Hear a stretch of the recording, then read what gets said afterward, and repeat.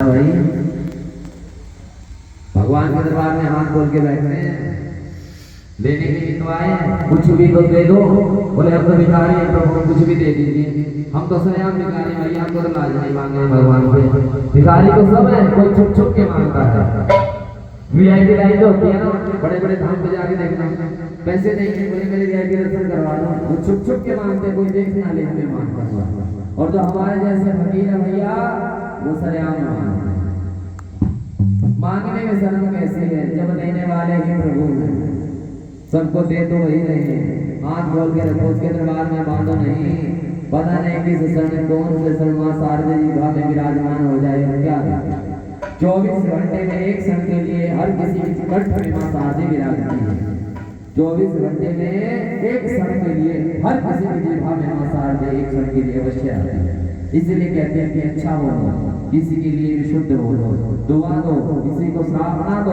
अगर आप जो दे रहे हो बदले में वही कई गुना होके आपको मिलेगा।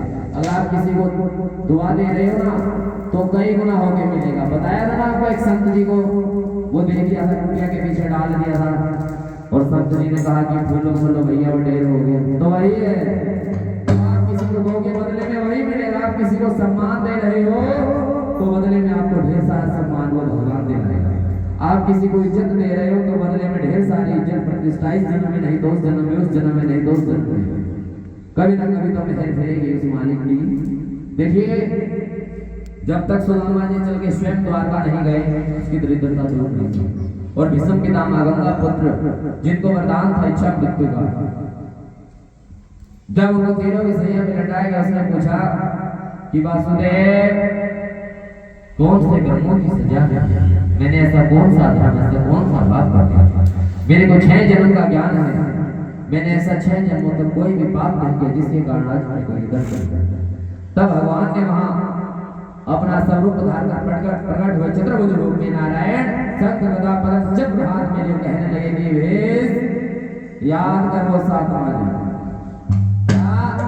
वो 7वां जन्म याद कर जब तेरे सामने उसने शरफ को उठा के जैसे मैं कहता वो बबूल के कांटों पर जाग रहा। जितने कांटे उस शरफ के शरीर में लगे थे उतने ही तीर आज तेरे शरीर में लगे। बोलिए सच्चे दरबार की।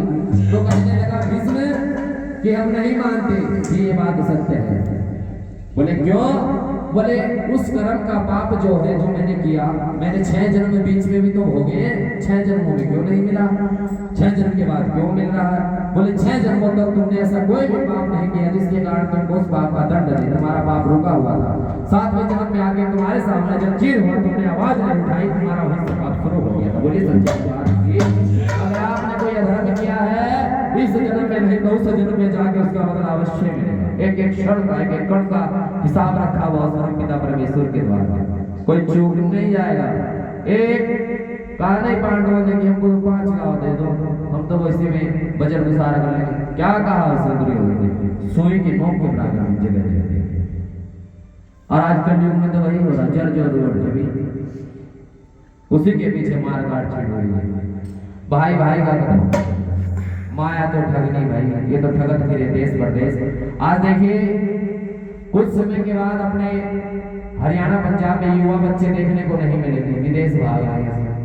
गांव के गांव खाली हो गए हैं हमारे इधर में सब पैसे के लिए।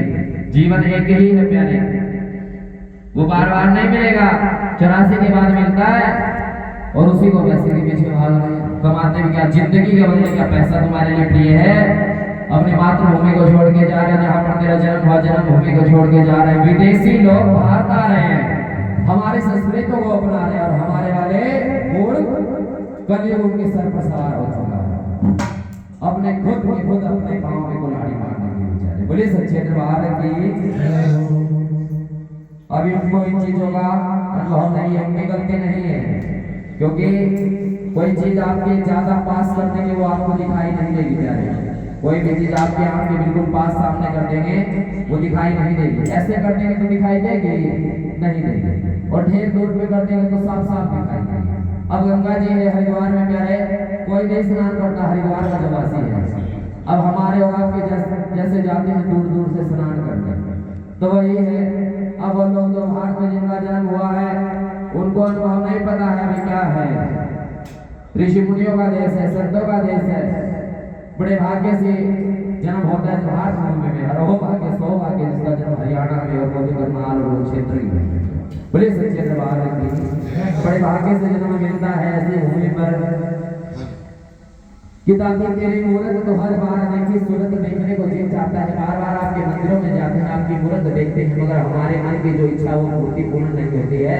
हे करुणामय, कभी इतनी सी करुणा कर दे, इस दास के सामने एक बार दर्शन देके इस दास का जीवन और इस दास का जो परम सफल बना दे महारानी। इस दास की झोली में इतनी सी भीख डाल दे। मैंने सुना है कहूँ तो है नहीं, है कहूँ तो है नहीं, और नहीं कहूँ तो है। इस है नहीं के बीच में कुछ ना कुछ तो है, कुछ ना कुछ तो है।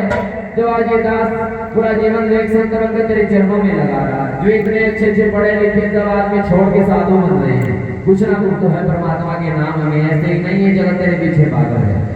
बड़ी कृपा की ना होती जो आदत तुम्हारी तो सुननी ही रहती है।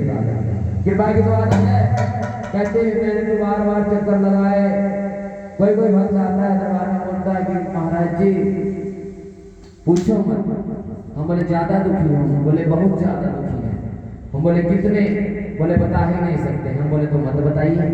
फिर बता क्यों जब नहीं बता सकते हो? बोले मैंने कोई द्वारा ही नहीं छोड़ा, सब द्वारे मैंने छड़ लगाए। हम बोले तेरे को विश्वास ही नहीं था, इसीलिए तुमने कोई द्वारा ही नहीं छोड़ा। भटक रहे हो और भटकते ही रहो। अगर आस होती, विश्वास होता तो तुम एक द्वार छोड़ के जाते ही नहीं। मारो या छोड़ो, पड़े हैं तेरे द्वार पे। मारोगे तो तब भी तुम्हारा ही नाम होगा कि उस भगवान ने उसके कर्म से भगवान ने कृपा नहीं के तेरे द्वार में भक्त तेरी भक्ति करता है। मार या छोड़ो प्रभु, या चाहे तो बना दे प्रभु, चाहे तो मिटा दे, मगर बीच में मत जुड़ा हमको। या तो बना दे, वैसा बना दे कि जगत देखे, जगत जाने तेरे नाम से नाम जुड़ जाए, या बिल्कुल बिल्कुल मिटा के अपने चरण में हमको ली। बड़ी सच्ची